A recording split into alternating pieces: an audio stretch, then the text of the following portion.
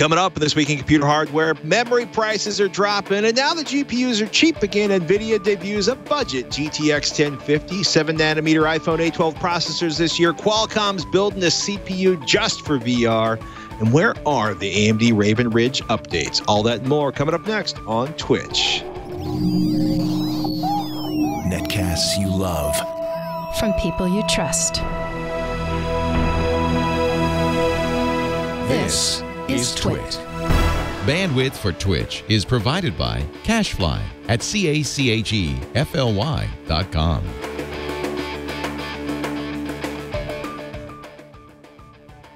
This is TWiCH, This Week in Computer Hardware, episode 467, recorded on May 24th, 2018. Memory prices are dropping, people.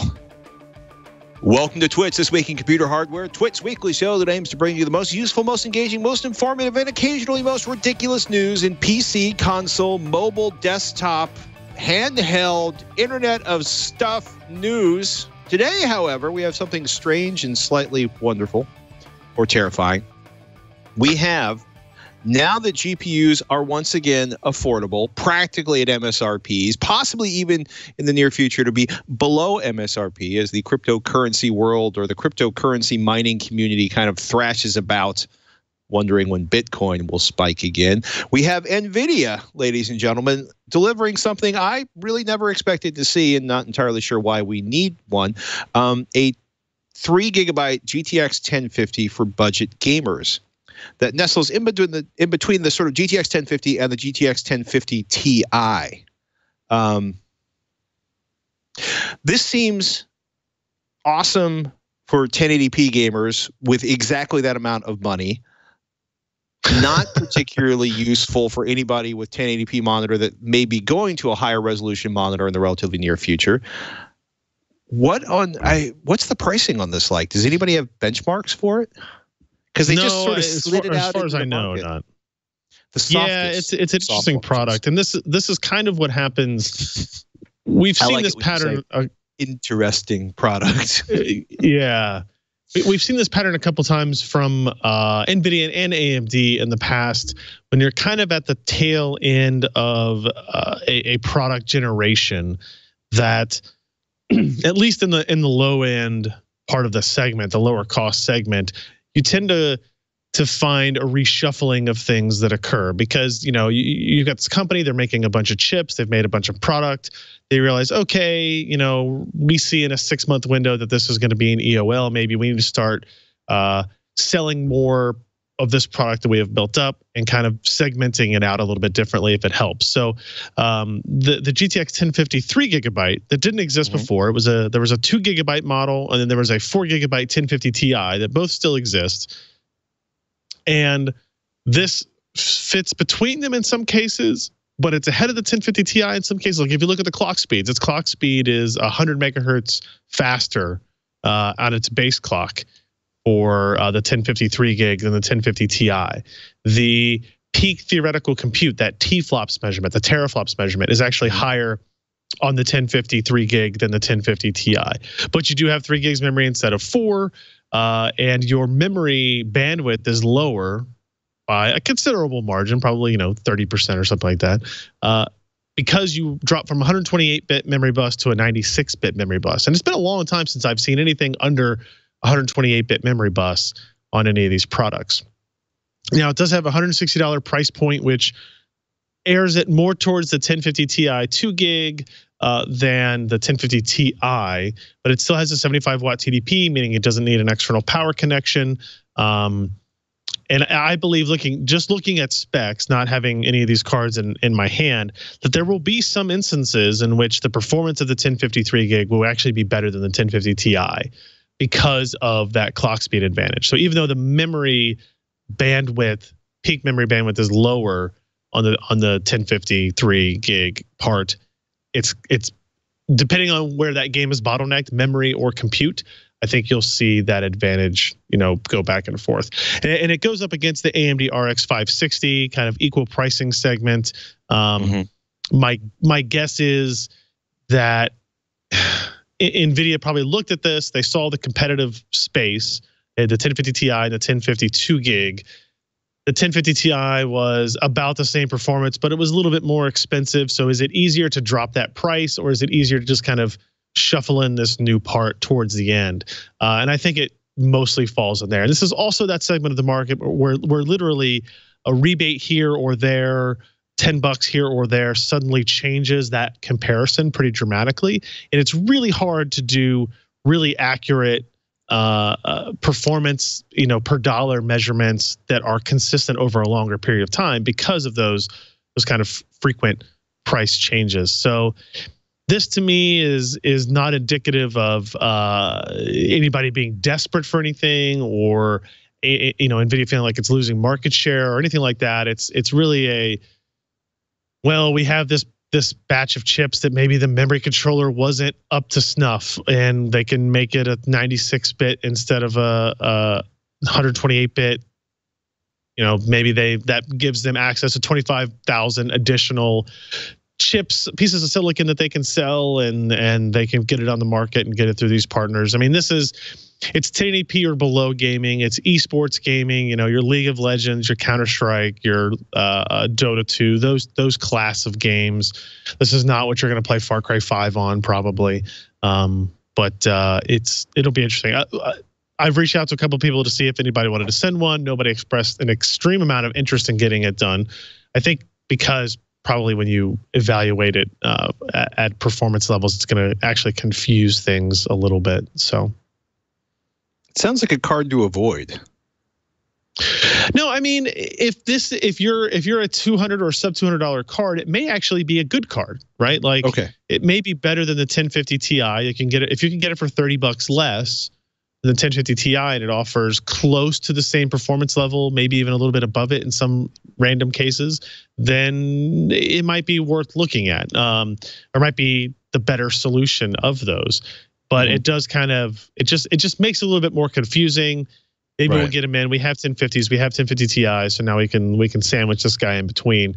But as is always the case with budget priced graphics cards, the differences in performance between them tends to be very small and minute. And it's not until you jump up from 1060 to 1070 that you start to see sizable gaps that, in my view at least, are warranting enough of like really careful consideration of what your budget is.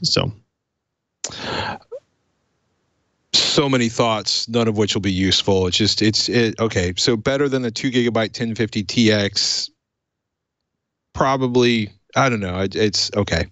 If you're gaming at anything higher than 1080, I would say get a 1060 as your minimum. Yeah. I mean, honestly, probably if you're going to 25 by 14, you probably want 1070 class performance or above.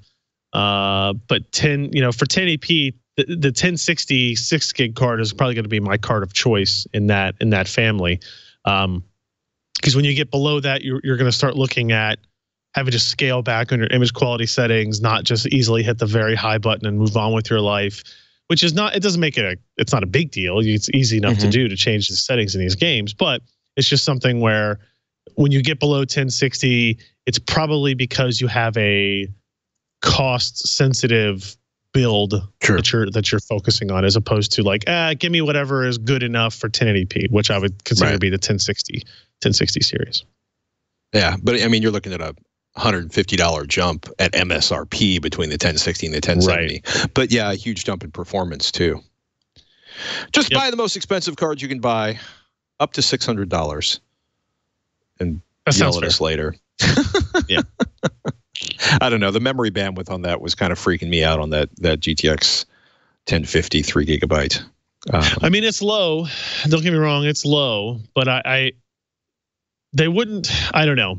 So I mean, it's actually lower than the 1050 as well, the 2 gig card, but it does have a gig more memory. So it's a really confusing thing. In graphics card, when you're speccing out a GPU, it's always a balance of how much pixel processing do I need, how much geometry processing, how much texture processing, how much memory bandwidth do I need, and the more games come out, the more profiles that Nvidia can look at, and well, how many games they can profile with. They go, as it turns out, we can get away with a little bit less memory bandwidth because the people who are gaming on this aren't playing Far Cry 5.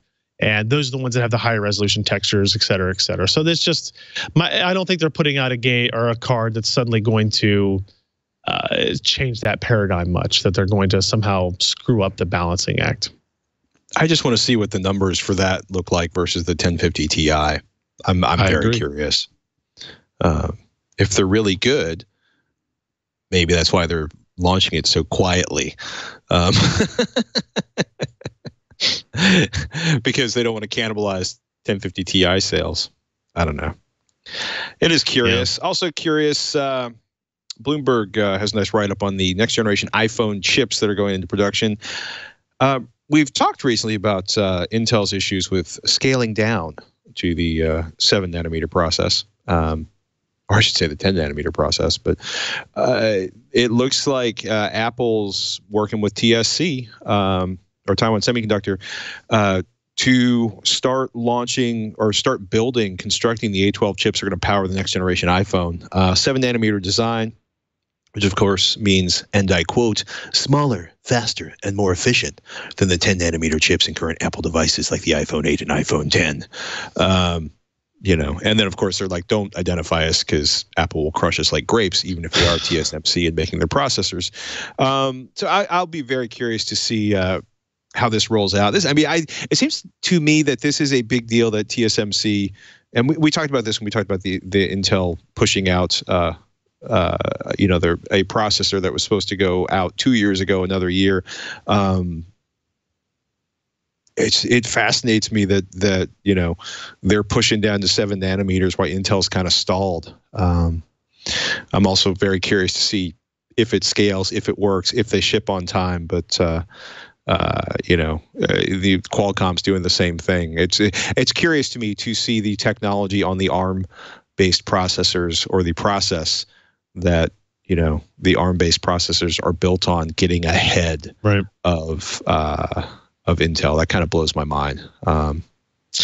Yeah, so. You're not the only one. There are a significant portion of us that are, I wouldn't say surprised anymore, because it was being telegraphed over the last 18, 24 months, but still shocked that it would come to pass. I think what's interesting here is that, in theory, not necessarily guaranteed, but in theory, Apple starting production on its next SoC tells us that the maturity level of the 7 nanometer process tech at TSMC is at a certain point, right? Mm-hmm. Not that Apple isn't absolutely willing to pay more for more wafers than if the yield rate is low or something like that, but it's a good sign for everybody else that's going to be using that process, whether it be AMD for GPUs or Qualcomm for its next Snapdragon part or whatever, that the biggest customer is actively using it now, and it's a good sign. Yeah, a very good sign for them. While we're talking about processors that you may covet that are coming out this year, looks like Qualcomm's going to be unveiling a chipset dedicated to VR and AR headsets. At this point, we've basically seen, in terms of the Oculus Rift and the Lenovo Mirage Solo, we've seen what amounts to phone processors being used for this. And apparently Qualcomm's ready to create a dedicated chip for VR and augmented reality headsets, which I think is interesting. One, because it's Qualcomm, and two, because Qualcomm kind of left their Android watch partners in the lurch, while Apple's kept pushing forward with advancements in the hardware on their processors for their watches. Kind of the entire Android community has been stalled if they've been trying to use Qualcomm parts for that, because there has been a new part out there. Possibly next week, Augmented World Expo in Santa Clara, California. It's not a lot of specifics, which I'm not entirely surprised about, but essentially, a part that is dedicated to AR rigs may have different or improved graphics, different ways of handling pixels, having additional sensors on board for, I would hope, 6 degrees of freedom in the skull movements or the tracking.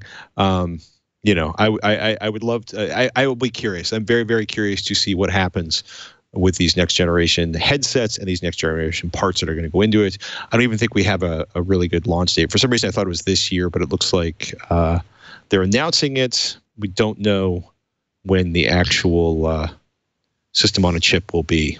So, yeah, it's interesting. The question will be, how much different is it than a normal like Snapdragon mobile SoC? What features may it remove to save costs or add to add performance? There are a lot of questions around what this is, but it makes sense. I think it will, if it comes to pass this way, will lessen confusion at least somewhat, right? Yeah, that would be nice. I mean, graphics processor, what Bloomberg's saying is the Snapdragon XR1 is going to include graphics, security, of course, the main processing, components to, quote, handle artificial intelligence tasks, voice control, and then I think the big one that makes this the XR1 is going to be head tracking interaction with headsets. Who knows? Maybe we'll see a giant collection of $150, Google Dream headsets next year with micro SD card slots. That would be nice. Sure. Alan did the write-up for this one. Intel Micron jointly announced QLC NAND Flash 96-layer 3D developments. Higher densities from 3D NAND. This is considerably denser than 64-layer 3D QLC NAND. Do we have an idea of when this stuff's going to ship and where it's going to be targeted first? No, I don't actually know that. There's two separate announcements here. One is the QLC part, and the other is the 96-layer part. So the first rounds of QLC will ship a 64-layer, right? So we're moving from TLC to QLC, which is basically 4 bits per cell instead of 3 bits per cell of TLC, instead of 2 bits per cell in MLC and 1 bit per cell in SLC. So you're getting a 33% bump in capacity per cell, right, on these designs. And then once you move from 64 to 96, you'll get another 50% bump in capacity per die on these chips as well. Now, QLC is interesting in that with every kind of successive generation, you lose a little bit on the sustainability of the writes. As we went, TLC was slower than MLC, which is slower than SLC. QLC is going to be slower than TLC in terms of writes. So I'm curious to see what these vendors integrate in terms of SLC caches or dynamic caches, or what they're going to do to kind of modify the designs for this, and then what that does for the longevity of the devices. I still don't think that SSD, mean time before failure is really something that the general consumer needs to worry about at any capacity. In the server space and the data center, it's a totally different thing. I don't think QLC is going to be that product for write-intensive data center workloads. It would probably wear out significantly quicker than, TLC or MLC and definitely SLC.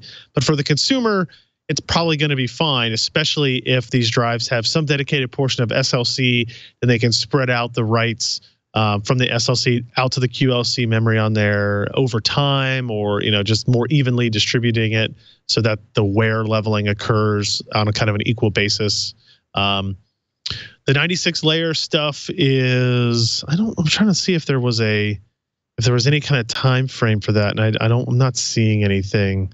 I don't know, but I don't think it's this year. Would be my maybe it is. Maybe it is supposed to be this year. So it's 64-layer QLC and then 96-layer TLC technologies.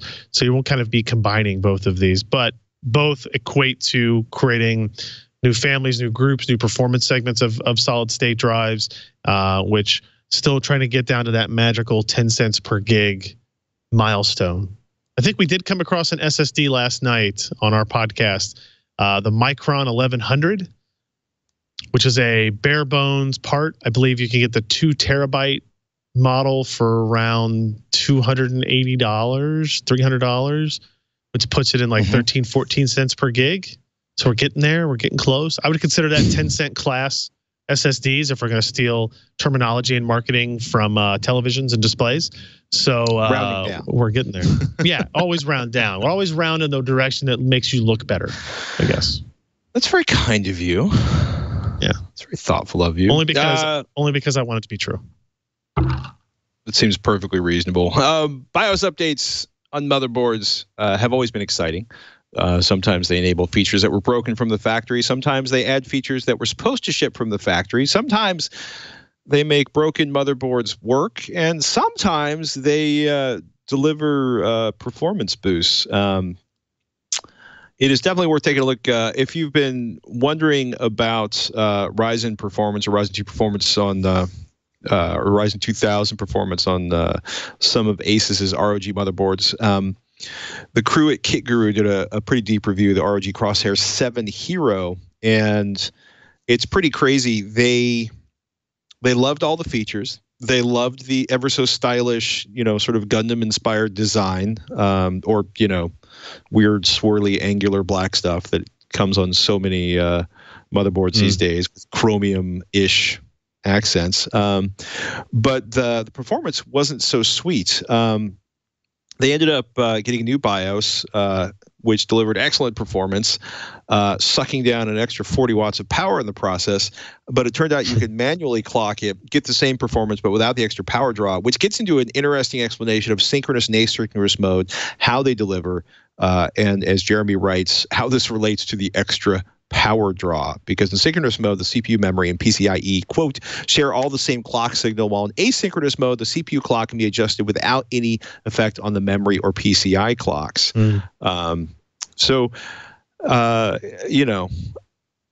It is unfortunate that a motherboard shipped without the best possible performance from the factory, but it's nice. It's nice to see that an update can deliver the addition. I don't know. It kind of always surprises me whether we're talking about AMD or Nvidia GPU drivers optimizing for new games or firmware updates. How much performance can be tweaked by people paying attention to the firmware. Right. So. It's an interesting, they write deep stuff. They do good testing. It's an interesting read, especially if you want to understand a little bit more about how the motherboard and the processor work together. While we're talking about that, you guys had a good write-up on the Raven Ridge desktop APU processors getting a new graphics update, the first driver update for the Raven Ridge APUs that launched back in February. It seemed to me that there was not a particularly significant bump in performance. No, I mean the single test we kind of looked at were the Firestrike. Just did a quick 3D Mark test just to see if there was anything, and it was about a 5% improvement in that.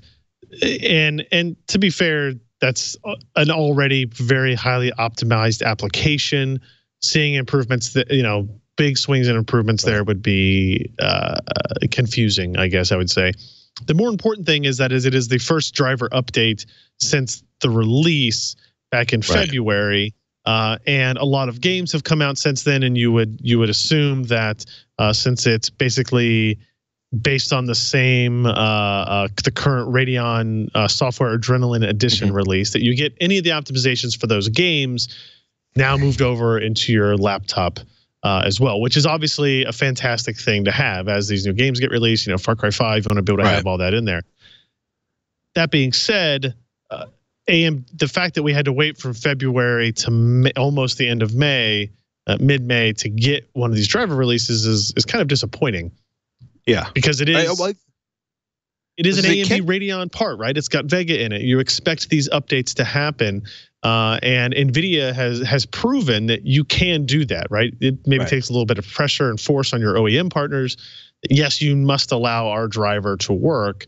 AMD appears to have that because you can still get the driver from them. You don't have to go to your HP OEM driver download website to get it, but they need to be a little bit more aggressive on driver releases for this, I would say. I really admired how gently Ken spanked AMD in that last paragraph. They must work harder to unify the graphics drivers of their APU products into the mainstream graphics driver releases if they want those products to be taken seriously as gaming options. And yeah, the AMD Raven Ridge stuff that shipped mobile in November still hasn't had a driver update. Now, you could argue that perhaps there's a driver update now that's being qualified by HP and any other vendors that are delivering it. But again, man, and I have a lot of admiration for what AMD is doing. But, I was just saying like 2 minutes ago, it's amazing the performance that can be released with a driver update for a new game. And we got nada. Especially considering the promises, at least, well, I haven't seen the execution yet, but the promises that Intel has made for its Kaby Lake G parts, where they would be releasing drivers for that platform more regularly than they ever have before, because it's using, again, a Radeon graphics solution on there. So if Intel actually ends up beating them at that game, that's pretty much unacceptable, right? So. Mm-hmm. It makes me sad. Oh, man. Orders for DRAM fell noticeably in April. This is good, right? All right. So the AsianNikkei.com has the big write-up on this one. Don't get too excited. Or the Nikkei Asian Review, I'm sorry.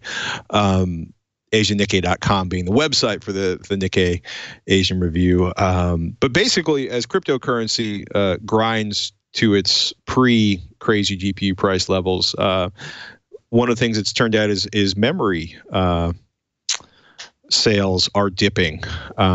Literally, I like how they put this. Smartphone manufacturers, data centers, and cryptocurrency miners are the three pillars of the memory chip market. Apparently, desktop CPUs or desktop processors, desktops don't actually deserve to be mentioned in there. But as the mining market grinds to I won't say halt, but slows down considerably, it looks like DRAM prices are going to fall.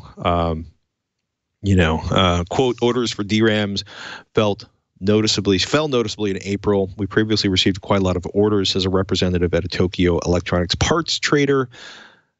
But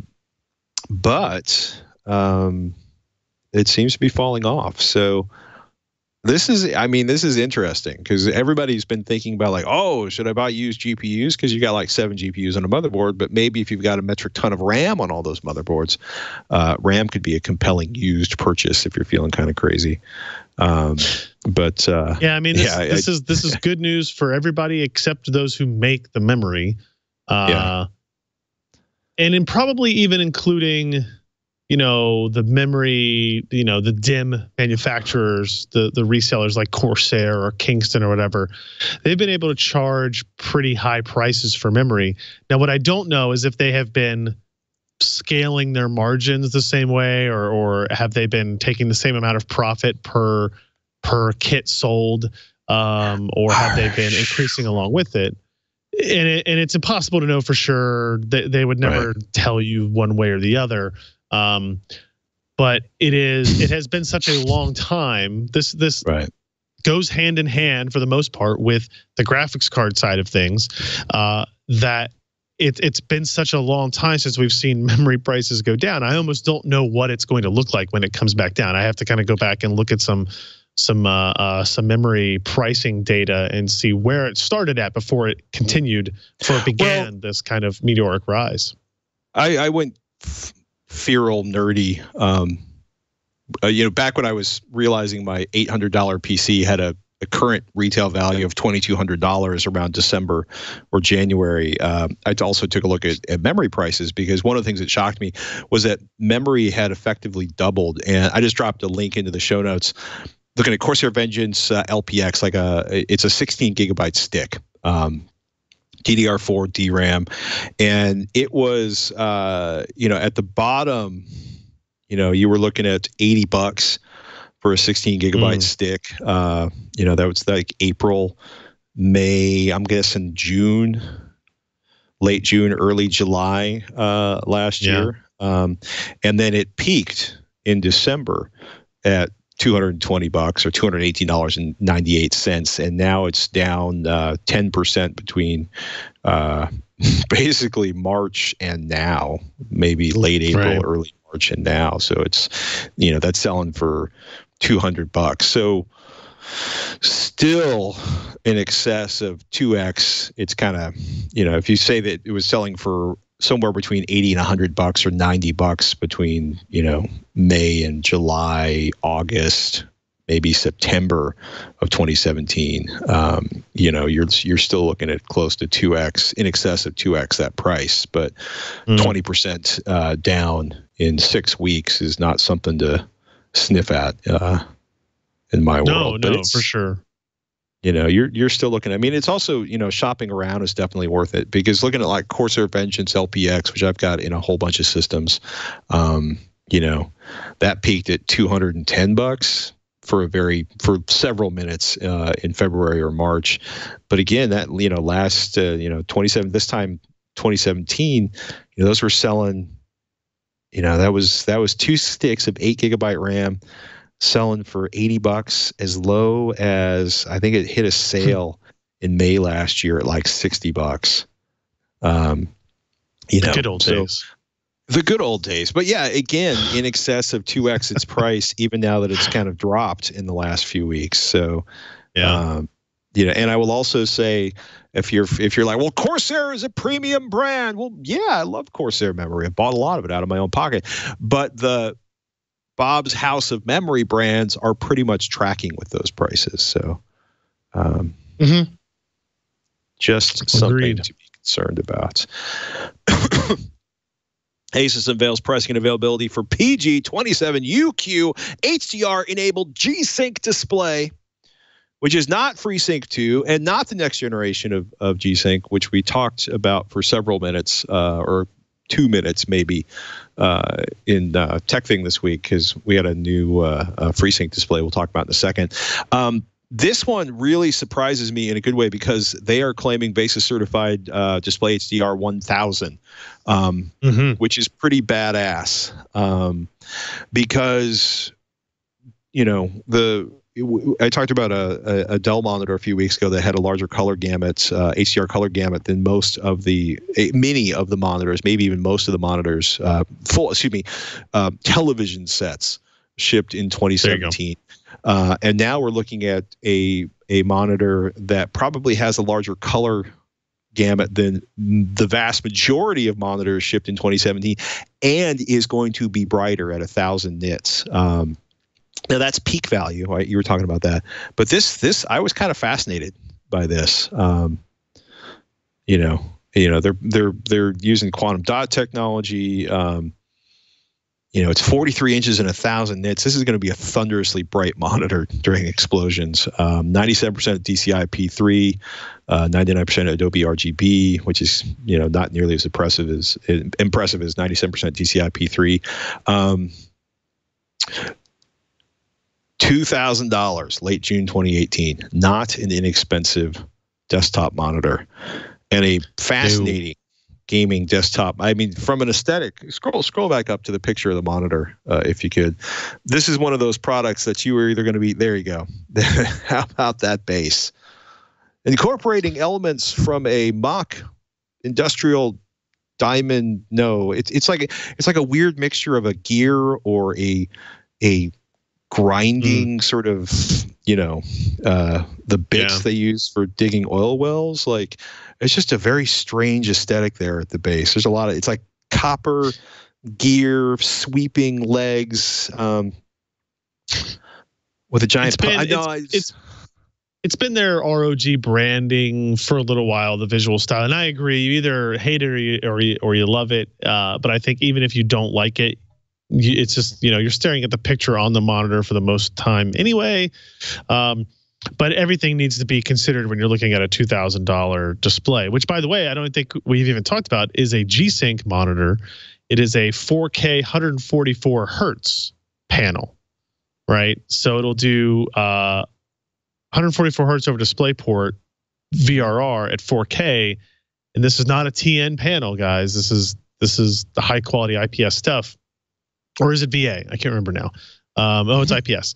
So it's kind of the first for a lot of things. Like I don't think we've seen a 4K 144 hertz panel in IPS, especially, and now HDR. Not just HDR, because we've had several HDR branded monitors in here that are not very good HDR monitors. This, with the Display HDR 1000 certification, is going to be a very good monitor, and I think I've even been told it's going to have another certification on under its belt as well when it actually ships. So this is the monitor.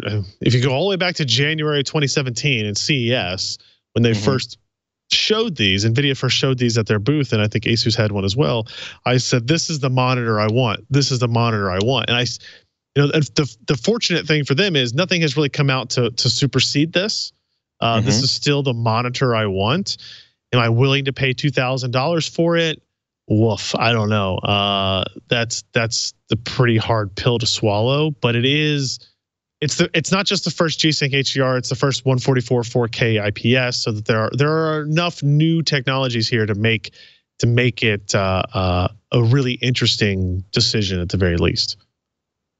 And there's also, I don't think I had the notes in here, but there's the Acer monitor, the Acer Predator. I forget what the model number of it is specifically, but a similar. It's a G-Sync HDR 4K 144. It was for pre-sale. It was listed for sale in Newegg for $19.99, same price as well. And I don't remember seeing it having any VESA certification like Display HDR 1000 or whatever. So I'm curious to see. My assumption has been that these are using the same panels, right? And I believe that's the case. So, is Asus getting the first run? Are they doing, manual tuning and calibration on these? And is Acer not? What allows one to get certified and the other to not? I'm going to be very curious to compare these two displays in that regard. And even then, a lot of people don't understand that panel quality is much like chip quality. There's variance in the production. So even if Asus gets the top 20 or 30% of the panels that ship out, there's a chance that some of the Acers that get shipped to media or reviewers, whatever, are going to be the top-notch quality ones as well, even though it may not be the best overall or average of it too. So there's a lot to pay attention with here, considering this is our first go-around with a high-quality HDR displays. Have you used any of the HDR displays yet? Not TVs, but monitors themselves. One of the Dell 27 Ultrathin S, that's VESA 400 certified. One of Robert's concerns about these is the VESA rating is peak brightness or momentary brightness, not sustained brightness. That makes him a little uptight. Yeah, and it's odd that it's an instant. They call it. I think it's instantaneous burst at that peak. Display HDR 1000, so 1000 nits. Right. For a burst, but then it's 10% of the screen sustained at 1000 nits as well, I think. Yeah, it's very, as Robert put it, quote, I want to see the wording on that VESA spec, because it seems, I'm frustrated because I like the idea of VESA having a spec, and I like the idea because, I want to say starting a year ago, I really became aware of HDR being bandied about in terms of monitor marketing materials, especially in cases where there was no actual HDR content or no way to get HDR content that was available onto the screen. HDR availability is certainly increasing, and HDR gaming, I think, is going to go in interesting places. But, my loose understanding is that Windows doesn't really do HDR. HDR is done by, Windows will have the kind of spec for the monitor you've attached to your system, and then it allows the applications to control the relationship between the GPU and the HDR monitor. I'm in a learning phase on this one, and hopefully I can get some responses from some people who are smarter than I am that engineer at Microsoft. But this is a lot of these, this is a wonderful way to segue into, I got to look at the BenQ 3150R on TechThing this week. And this is, their last ultra wide monitor did not get the most favorable reviews. but BenQ does some pretty amazing. They do some pretty amazing work for the money on the projector side of things, and I love ultra wide monitors. And this one, 3440 by 1440, a 35-inch panel, and I was kind of very curious to see what the performance was. I'm trying to pull up a link because I want to verify something. But one of the things, they're doing some interesting stuff in terms of being able to monitor the light in the room. That I didn't get too much into the testing on that because I tend to find monitors that adjust themselves for my eyes great when I'm reading at 4 a.m. at home, but irritating if I'm doing any kind of production work. But right, they're not pushing this as a gaming monitor, despite the fact that it's got 100 hertz refresh rate and FreeSync built into it. Sure. And it falls under what they call their video enjoyment line of monitors, but which I just think is a fantastic name. But it made me realize how much I enjoy gaming at 100 hertz. And, I didn't emphasize it enough in the review, but I really wish I had a FreeSync capable GPU to test this on, because, running Rocket League at 144 hertz and 100 hertz monitor had me really noticing tearing in a way that I don't normally do so. But the kind of loose segue on this is, it's a good looking monitor. It's a little more curved than I would want for, say, Photoshop work or stuff like that, because I think the super tight, it's got an 1800R radius, so that's a 3.6 meters. Straight circle. lines are important for that. Straight, yeah. if you're straight lines in Word, you probably won't notice it after a couple of weeks. But I think in terms of engineering or Photoshop and stuff like that, I think you'll get a little agitated. But it's great for gaming because it gives you a very heavy curve that kind of, by compared to a flat monitor, really keeps the edges at the details. But they are also claiming it's HDR capable. And it is, in terms of it'll do that, but they've got no published spec for the color gamut it's covering, and it's 300 nits, which is great for a desktop monitor in an office, but it's not creating, HDR-ish. You might notice something cooler when you put HDR content on it, but I feel like the whole HDR gaming desktop computer monitor thing is evolving and very, very, very early, because we're still in a lot of ways very, very early. It's a good looking monitor. I think the worry I have is that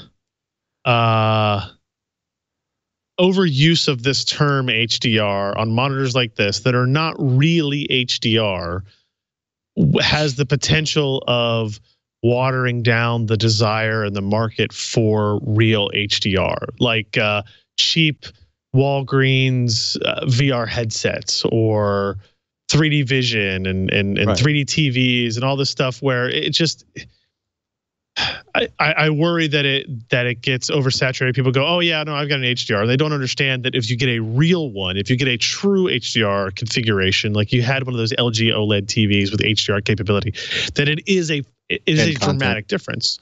Yeah, and content, yes, but it's a dramatic difference. It's close in relation to going from SD to HD, and ruining it by calling monitors that have a peak brightness of 300 nits HDR, I think, is beyond disingenuous at some point. But there's nobody monitoring it, so there's nothing to do about it other than to do reviews and us talk about it and say, hey, don't buy this one, buy this one. Yeah. I mean, if you want HDR, this is not the monitor you want to buy. And it's I want to say it was selling for, I think, $830 the last time I looked at it. So it's not an inexpensive monitor. But if you had an AMD GPU, I was like, it should probably be on your short list if you're looking for, or an AMD GPU capable of FreeSync, which I assume most are. It was one of the most, it was very noticeable to me how much I was noticing tearing in a very significant way, in a way I haven't in a while. And I was like, oh, yeah.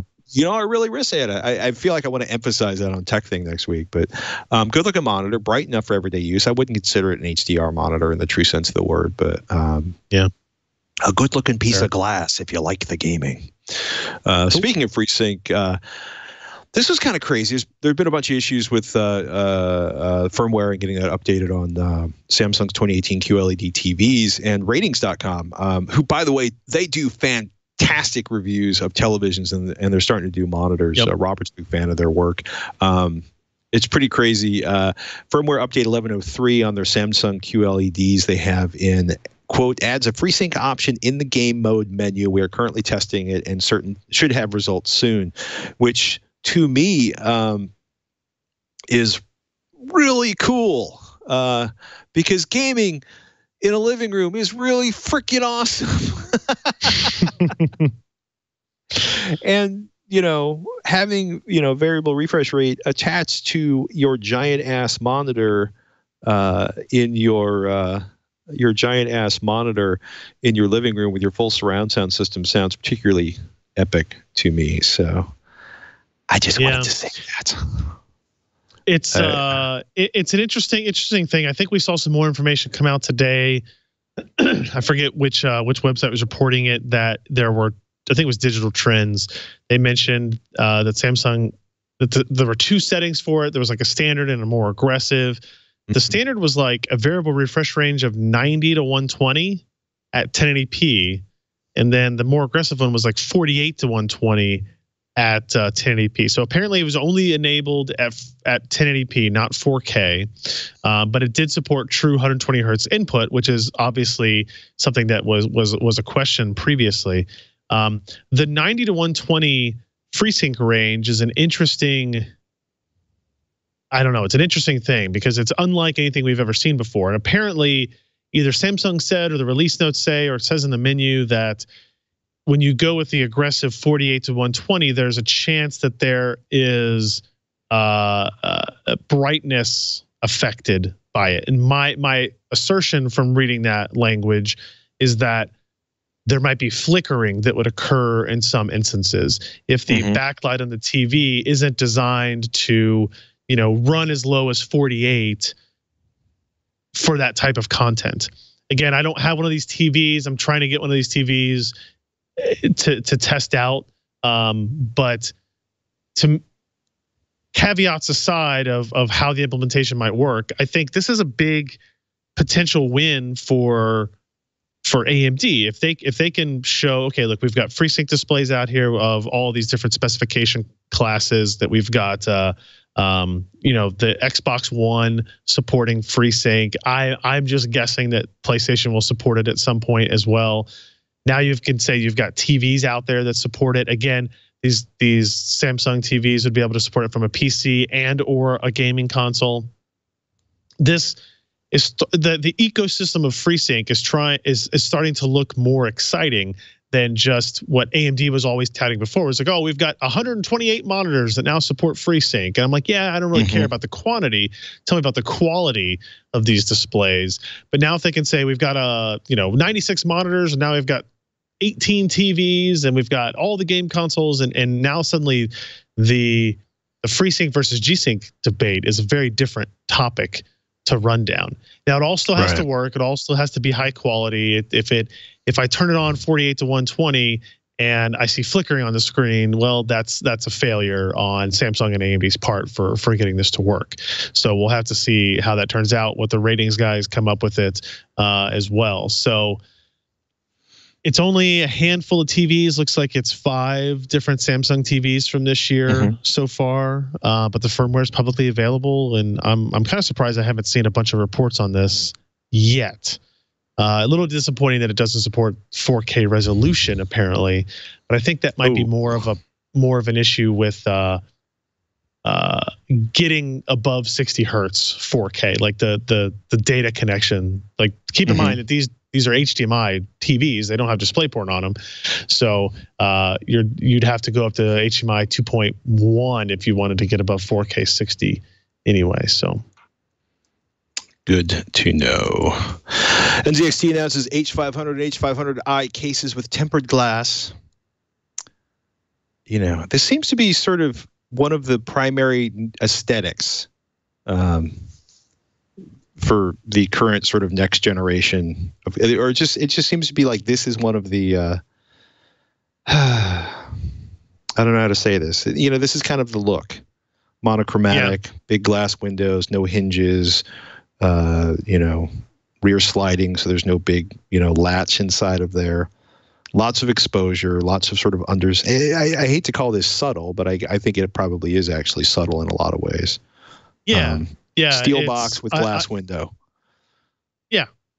Yeah, and I think the design is clean. It doesn't have you know, I've seen this with like Logitech keyboards recently. The G910, which was my favorite keyboard, was very aggressive, a lot of angles and curves and RGBs and, you know, flashy gamer-esque logos. And now their G513 that came out a couple of weeks ago is more svelte, a little bit thinner, brushed aluminum finish to the top, right? So same functionality, same capability, same key switches, but just a different design to it, right? A little bit heavier and weightier. And I think, yes, you are seeing that with some of these cases like the H500, H500i. This case also has something that I really love, and I don't know if other cases have done this yet. What do they call it? It is it says the water cooling installation is simplified using a removable bracket for either all-in-one CPU coolers or custom loop configurations.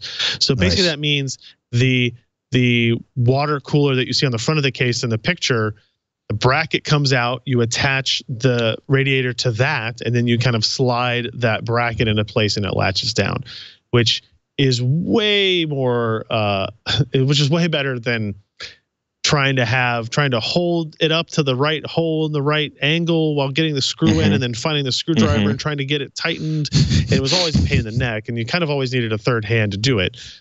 So any improvement in that regard would be nice. And to be fair, to be honest, I guess I would say innovation in cases is hard, right? Think of how long it took there to be a lot of innovation before Corsair kind of came in and said, you know what, rubber grommeted holes to pass through cables behind everything. And then everybody did that.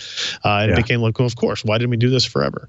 And I think, you know, just rounding over case before we see that again. Saw your, you know, so I mean, how long's it been since I have not reached into a case and come out bleeding, except on a case that's more than 5 years old, it seems like. I'm sure I could find a crappily made case with sharp edges. Sure. We had a great question for a viewer we're going to talk about next week where they're like, how do I buy a new CPU case? I'm like, well, you know, looks, you know, how many hard drives you need? Do you need optical? How big a case do you need? You know, because it occurs to me that not a lot of people have a Fry's or a central computer or a micro center or, you know, much less a mom and pop computer shop that has, you know, I mean, we've got Fry's. They usually have 30, 40 cases in stock at any time. But I got to say, one, I love your reviews. And two, that H500, that sells for $70. That's a really nice case for $70. The H500i, which adds the lighting and the fan control inside of there, that's $100. But, you know, that's a nice looking case for $70 there, kids. You know, and it's in blue and red and black and white, you know, so there's options for you to build your battle station and have the appropriate accents inside of your computer case because, you roll like that. But yeah, $70 for that. That's really nice. You know, it's exciting. I like nice things that are affordable. They make me happy. Oh my goodness. You know, one last thing before we go. I just wanted to say Nightjar, which is not a minor character in the Marvel X-Men universe, nor is it a euphemism for something you go potty in the 19th century in your bedroom. It's a new fanless power supply from Silverstone. And I apologize to anyone at Silverstone if I have just offended them, but the NJ450SXL, I'm a big fan of fanless power supplies, mostly because A, I've never owned one, and B, the idea of not having a fan in my power supply means my room is that much quieter. 450 watt power supply, 80 plus platinum. So you're talking about 92% efficiency, 100% load. Tim's got the write-up up on PCPer.com. Silverstone claims this is, quote, the first SFX-L fanless PSU with an extruded aluminum outer shell with aluminum fins running front to back on the top, bottom, left, and right sides for maximum surface and cooling effort. My emphasis on cooling effort there at the end. Seems like it's pretty healthy in terms of its 3.35 pounds. You know, fully modular cables, which is nice. 100,000 hours mean time between failure at 25 degrees Celsius. Unfortunately, quote, It is not clear from its website what the pricing, availability, or warranty length will be. Warranty at least 1 year, but it may be longer. And the warranty page for the extended years eligible products just hasn't been updated. You know, this looks like it's going to be expensive and have a less than enthralling warranty. And I was asking, a friend of mine was asking about a power supply. I'm like, don't get a power supply that has less than an 8-year warranty. And they were like, why? And I'm like, because why would you save $20 with something with inferior components that's not going to have as long a life? But I like the style. A little terrified of what the pricing on it's going to be. So, anything brewing outside of your search for a 1050 3 gigabyte GPU for testing? Just exactly what the memory bandwidth does. Is there anything you guys can tease that you're looking at PC Per? I mean, let's see. I'm actively trying to get a hold of one of these Acer or Asus HDR G-Sync monitors prior to their release next month. So far, no dice on that. We have in some giant servers, some Epic and some Xeon-based servers that the biggest hurdle on testing these is getting enough memory without spending a ton of money. As it turns out, if you have a two-socket Epic platform, you need 16 DIMMs just to have one, just to populate all of the channels in the system. I'm just going to cough my head off here. That's prohibitively expensive. Yeah, as it turns out. And then we had memory with our Intel server, but it only has 12 DIMMs in it. So now do we want to like double up and try to buy? I don't know. It's just one of those things. And with this, as expensive as it is, nobody's jumping up in line to share or sample 16 gigabyte DIMMs or 16 8 gigabyte DIMMs in order for us to populate that stuff. So that's an always interesting dilemma.